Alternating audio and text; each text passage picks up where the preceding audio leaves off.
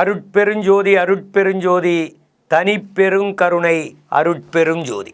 எல்லா உயிர்களும் இன்புற்று வாழ்க, வள்ளல் மலரடி வாழ்க வாழ்க. சனிக்கிழமை தோறும் சன்மார்க்கம் என்ற அளவிலே உங்களையெல்லாம் சந்திப்பதில் மிகுந்த மகிழ்ச்சி. இன்றைய அகவல் விளக்கத்தை தொடருவோம்.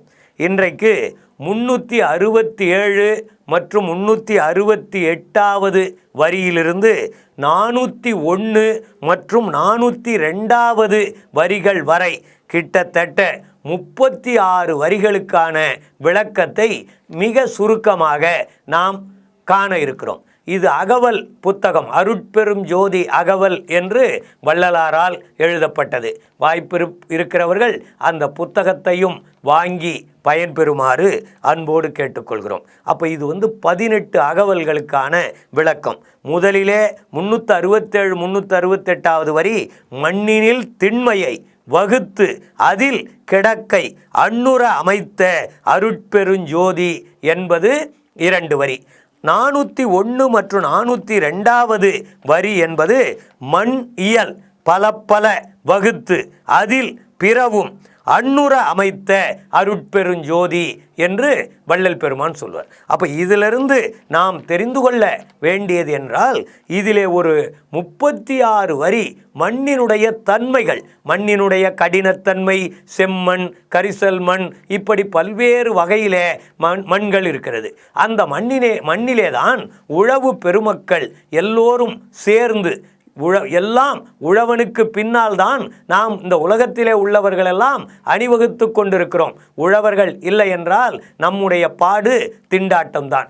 அந்த வகையிலே இந்த மண்ணினுடைய தன்மை, மண்ணினுடைய ஆற்றல், மண்ணினுடைய வித்தியாசங்கள், மண்ணினுடைய விரிவுகள் அத்தனையையும் இந்த 36 வரியிலே வள்ளல் பெருமான் சொல்லியிருப்பார். இதை ஒரு 10 நிமிடங்கள் உள்ள முழுசா நம்ம சொல்லணும்னா முடியாது. அதை நான் கோடிட்டு காட்டுகின்ற அந்த செய்தியைத்தான் நான் உங்களுக்கு தெரிவிக்க கடமைப்பட்டிருக்கிறேன்.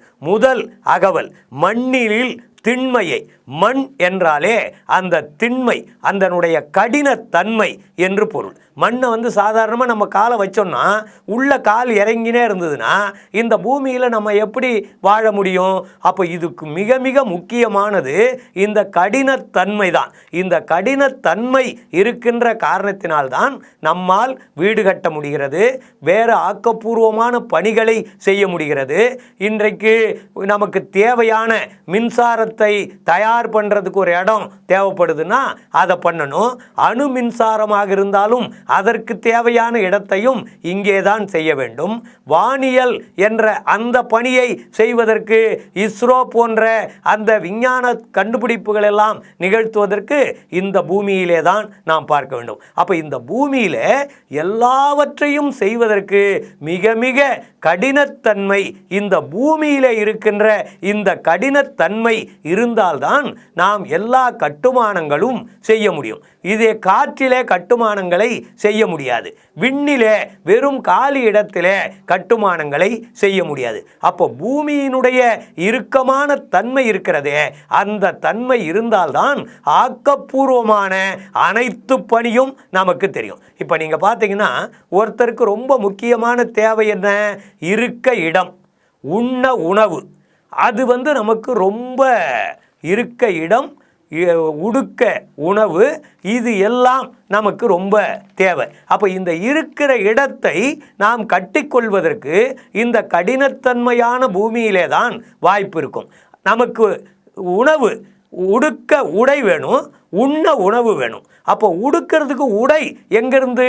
பருத்தியை இங்கே விளைவித்து, இந்த பருத்தி என்ற அந்த தாவரத்தை வளர்த்து அதிலிருந்து பஞ்சு எடுத்து அந்த பஞ்சின் மூலமாக உடையை தயாரித்து நாம் உடுத்துக்கொள்கிறோம்.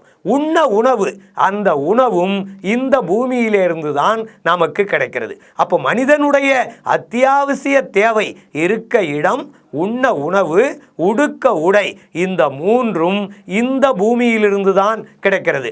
இந்த மூன்று மட்டுமல்ல, இன்றைக்கு நாம் கண்ணால் பார்க்கின்ற அனைத்தும் இந்த பூமியிலிருந்து தான் உருவாக்கப்படுகின்றன. இந்த பூமியிலே தான் நிலைநிறுத்த செய்யப்படுகிறது. எந்த ஆய்வு செய்வதாக இருந்தாலும், அதற்கான ஆய்வு அரங்கமாக இருந்தாலும் இந்த பூமியிலே தான் கட்ட வேண்டும்.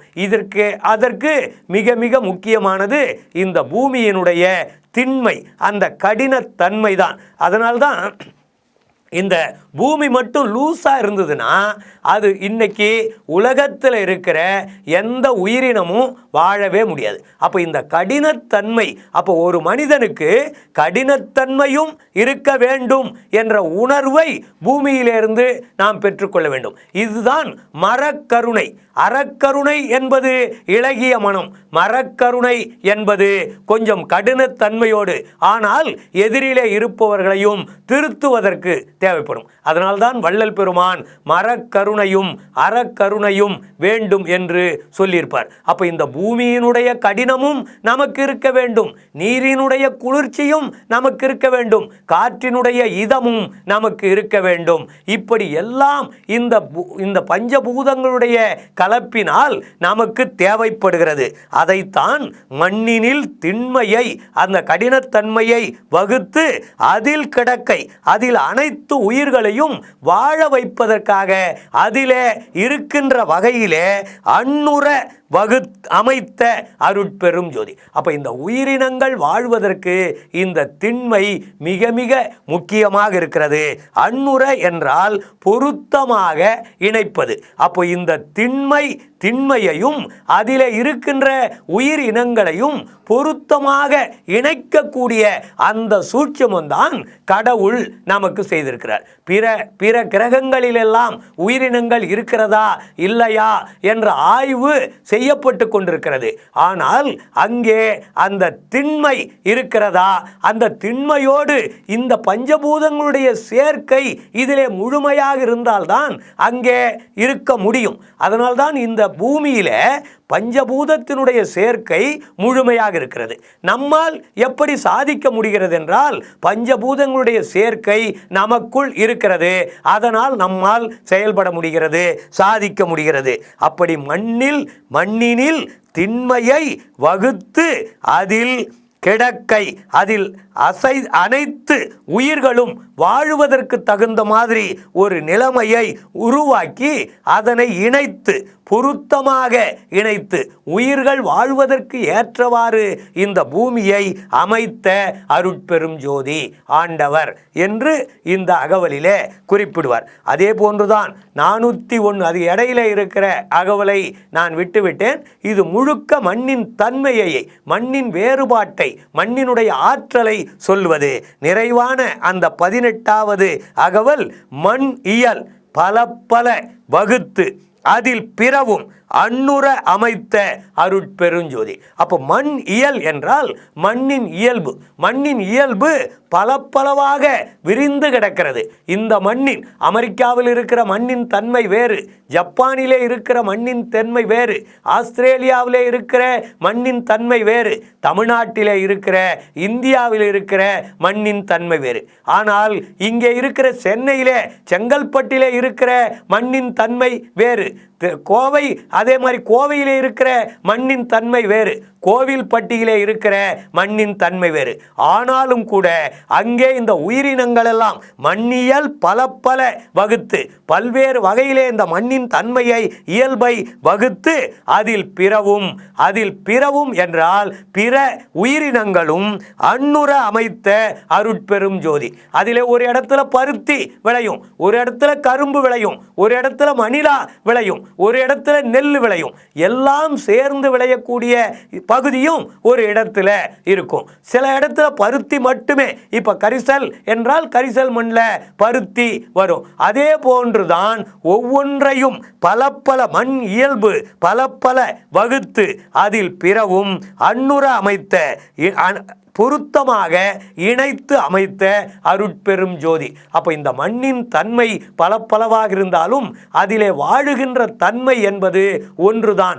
அதே போன்றுதான் நாமும் பல்வேறு மனிதர்களாக பல்வேறு தொழில்களை செய்யக்கூடியவர்களாக இருந்தாலும் நாம் எல்லாம் பிற உயிர்களை மதித்து பிற உயிர்களை பாதுகாப்பவர்களாக இருக்க வேண்டும். அதுதான் ஜீவகாருண்யம் என்று சொல்லி நாம் இந்த மண்ணில் இருந்து பெறக்கூடிய உண்மை என்று சொல்லி நிறைவு செய்கிறேன். நன்றி, வணக்கம்.